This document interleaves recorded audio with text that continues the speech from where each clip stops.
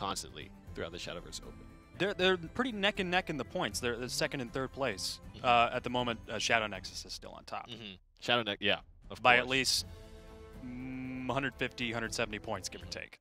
I feel like it'll be interesting to see which clan will join them first there, whether it be ExG or Mana Surge, or if one of the unassociated players will make it there before them. So let's take a look.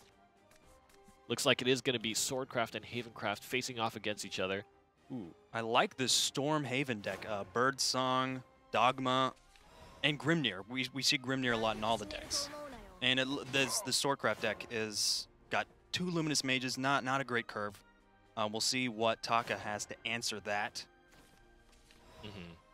Oh, I nearly thought they were going to get the old curve there. The 1 to the 2 to the 3. But unless the draw goes well, let's see. That's a lot of pressure on the board for FivePawns.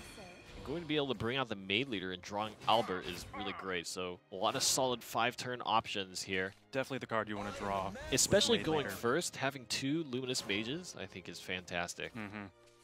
Dark Jean, of course, on the top side there. So there's been a... using Dark Jean in the context of a Storm Haven deck has actually been pretty popular recently. And Dark Jean just in general, I think people are kind of comparing it to Lion Spirit just in the sense that you get the AoE 2 damage board clear. But Dark Jean, you don't have to spend that Evolution Orb to get that effect. So I think a lot of people... Yeah, didn't catch the Floral Fencer. So I think a lot of people have been just preferring to use Dark Jean over Ancient Lion Spirit. Not really clear. I think there are advantages and deficits to both, but Dark Jean is certainly the area of investigation as of recently. Gotcha. Well, we saw in the mulligan that Taka did get rid of Ancient Lion Spirit. Notice that card. So he's running both. Dark Lion Spirit, yeah. Straight for face. Definitely the card. Smart. Yeah, going for face right here. He could have summoned Luminous Mage, gotten an extra 2 followers on the field, and evolved the Knight, and then swung for face for 4 damage with the Fencer, but I think the 8 damage he had combined here was definitely a lot. It's such a good choice to use the Floral Fencer and the Evolved Albert as well. Of course, the Banish effect, typically from Cudgel, as well as something like Blackened Scripture, which are both in hand for Taka, can only really apply to toughness that is 3 or less.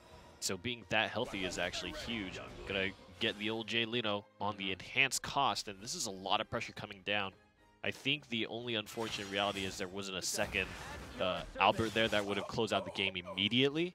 Right, and FivePawns still has an Evolve Orb that he's sitting on. And double Luminous Mage. It's as easy as dropping Luminous Mage and evolving the Knight, and you get a huge boost. 4 health is not difficult for Swordcraft to push. Definitely. There's a lot of cards sitting in the hand for Taka. We'll see what he chooses to answer with. He's got Priest of the Cudgel. Real difficult card to play in this scenario. There's not great value that it's going to be. Here comes the Dark Jean. There it is. Look at the forward to give it rush. He's unfortunately going to have to trade in. He's really playing the odds. FivePawns could have Alwedas in the hand, and that would be a game. We'll see what he draws right here. Yeah, there's a lot of opportunity for the game to just be over. Expect maybe using one of the free evolves. Playing Luminous Mage, even though Tribunal is going to be popping next turn. Yeah, I think it's fine. You have a second Mage here. You definitely want to continue threatening lethal here. Right, it's a free evolve point. Let's see what the draw. Oh God, it's going to be the Cudgel. On the draw. So the question is, how do you want to allocate this next Evolution Orb for Taka? Follow Dogma. There it is. Blackened Scripture gets drawn. Definitely clearing the board as much as you can at this point in the game, making sure that you take as little face damage as possible when you're sitting on only 4 health versus Swordcraft is 20. There's been a lot. Oh man. Wow. A lot of pressure put on the board, and that's Alwedas on the top deck. Going to bring these game to a close. Yeah. He called it. It could have been one of anything, right? Right. There's a few options. Yeah, even something like a Novice Trooper. Novice Trooper, yeah. Yeah.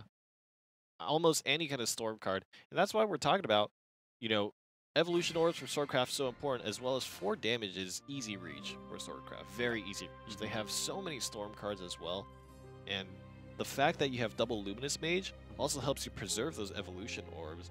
And it's just, that was basically a perfect situation for a Swordcraft hand. Yeah, that's definitely the matchup and the situation that Swordcraft wants to be in. There wasn't a great curve for Taka, and Swordcraft was really able to run away with the game. Yeah, so FivePawns will go up 1-0. We're going to have to see what FivePawns' alternate deck is. But a good win for Swordcraft and positioning it to do very well moving on to the semifinal stage. So it's going to be Shadowcraft here. And Taka's going to stay with his Haven deck. We'll see how it can answer all the skeletons that are going to be on the board.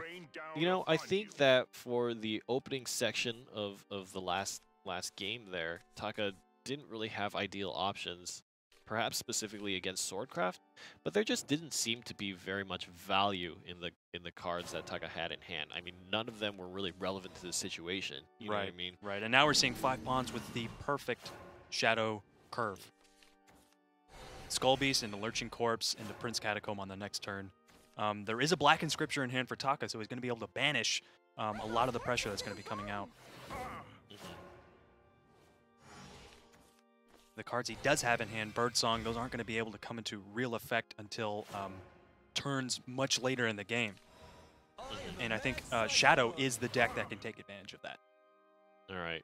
The Grimner comes down, and that actually is pretty strong in the sense that it's going to be hard to remove the Grimner unless there's a second Blackened Scripture or something like that. Right. And that's going to guarantee that cards are going to stick on the board, and now you're going to be able to play a 3-card Prince Catacomb, or rather, you know, and the Prince Not Catacomb a bad itself. turn at all. That is the play right there that makes this deck so scary to play against. To be fair, with the existence of something like Banish, you mitigate a little bit of the issue, and there it is, a Blackened Scripture on Grimner.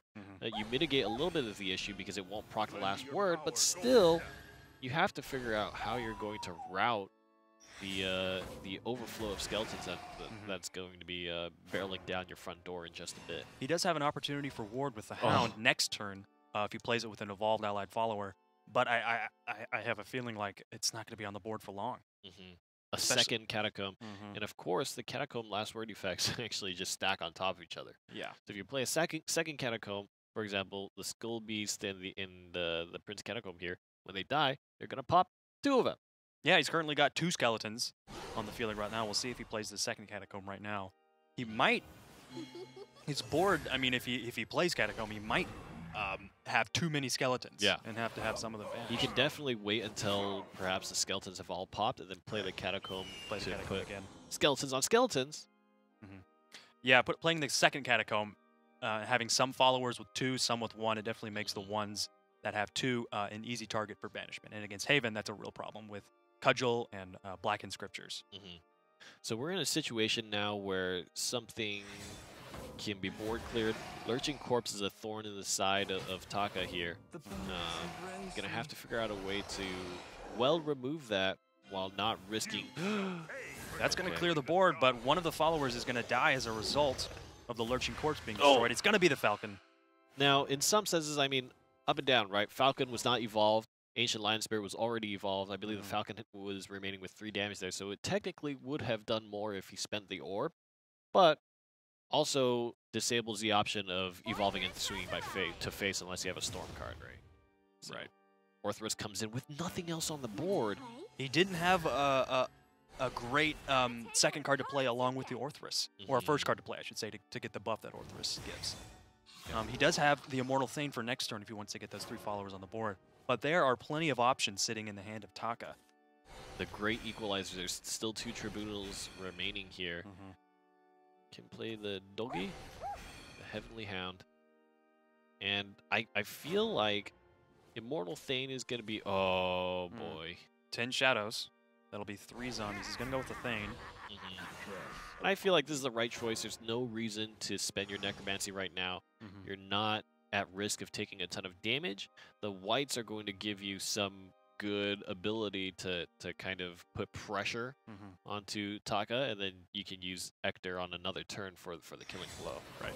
If at least 1 or 2 of the followers are still on the board, Ector is going to be able to get some great value out of it. That's the last evolve point coming out from Taka. Yeah, he needs to wipe the board here. Or he needs to at least wipe out one of the whites. Tribunal, of course, just going to put the white king in the hand of FivePawns. Now, the interesting thing about this is playing the white king will reduce your shadow count. Oh, he's got Orthers as well. He's going to play the white king. It's going to get the Necromancy. Orthers, perfect 2 damage. And there's only one target here. So there's a second Tribunal, and that's going to be really important here to help mitigate damage. And the Falcon does not have a great target. He's just going to die if he attacks the white. What a great play from FivePawns. So the dangerous part here is Ector could extend the reach just so 3 swinging and +2 on each. It's going to be 4, 6. That's a lot of amulets. He's only got 1 space for another Needs follower. to wipe one of the skeletons. Oh my gosh. It's real close. The top deck is going to... Cerberus, oh my no. gosh. I think, so you've got 4 damage from Cerberus, right? And 2 damage there, so it's going to be Ector. So setting up for next turn, Cerberus could very well bring this game to a close. Oh man, the board clear and just the threat of damage that's just sitting and waiting. If anything, Cerberus coming down, there needs to be a huge, gigantic draw here. What a shame that he doesn't have an evolve point to use on Priest of the Cudgel. Well, that's gotta hurt. Dark John kind of... there's not an answer that Taka has. You know? Yep. We talk about that card a lot, and there it was. And so it seems like FivePawns is going to take the 2-0 and move on to the semifinals. So Swordcraft is kind of making its way there. We'll see.